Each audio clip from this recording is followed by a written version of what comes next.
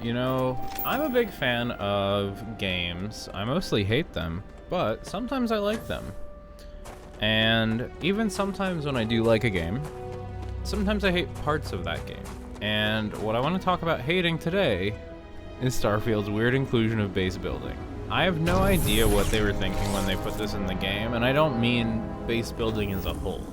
I mean the way that they put base building in the game. The features seem worse and less comprehensive overall than Fallout 4 and likely 76, though admittedly I stopped playing 76 fairly quickly and can't recall all of the base building in the game. Before I start ripping it apart, I do want to, throw a little something out to Starfield and say I do like that the base building isn't tied directly into the story. However, we do have a lot of frustrations that need to be addressed. My biggest issues and concerns or whatever are the following. 1. Lack of a tutorial / introduction to base building that makes for a frustrating system. 2. Tediousness of resource collection. 3. A lot of systems send you in this endless loop of base building to base build to base build. Number 4. Lack of any exciting end goal bases. First, we have the introduction to base building. There's effectively zero tutorial. You get text boxes that tell you what to do, but at least for me, these do very little. Some of them explain simple things, which is cool, great, I get that.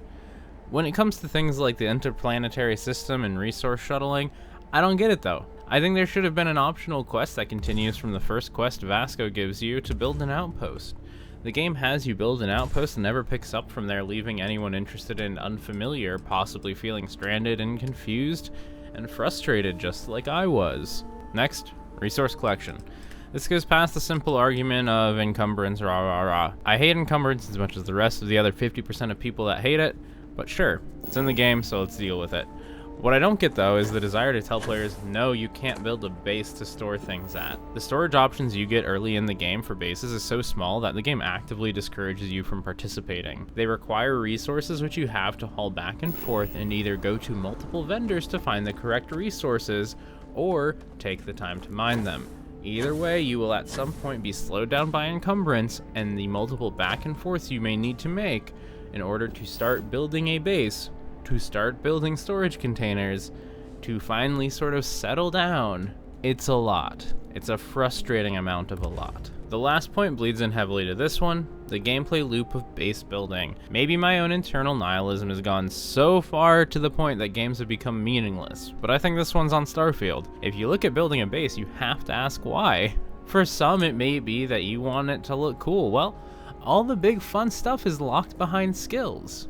For others, it may be resource collecting. Again, along with the improved ability to store things, this is locked behind skills. Past that, I'm not sure what you would want to build a base for. Both of these ultimately force you into a slog of a building process where you are constantly hauling your ass around to get more resources to build things you don't want, so that you can rank up skills and get enough points to eventually upgrade the relevant skills. This is even more frustrating if you want to automate harvesting of resources that seem to only be accessible on extreme environment planets. To begin putting outposts on these planets, you must have a tier 4 skill. This means you must have invested, I believe, 16 points in the surveying tree. That is a lot of time and energy to get to a point in the game where it feels you are beginning to have access to your own resource collection for resources you need to build a base. While you can argue, oh, that makes sense, sure, okay, but guess what? I didn't have to deal with this shit in Fallout 4. I could go kill the big bads that were scary somewhere and get my supplies. Often, most of those supplies could be found in one place by picking everything up.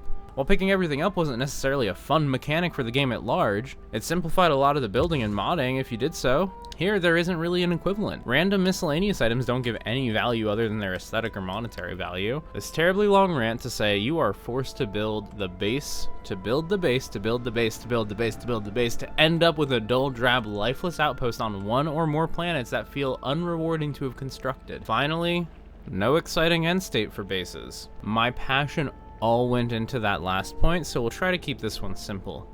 All of the areas you are forced to build in suck. In Fallout 4, you could build in the one alley between the buildings. You could build in an old fort, an old drive-in, the list goes on. While the base building and settlement feature wasn't super enjoyable for that game, a lack of interesting locations was not the reason why. In Starfield, you can't build too close to points of interest This means you can't take over an abandoned mine or anything else to build there. You can't easily contort buildings to make places feel your own or unique.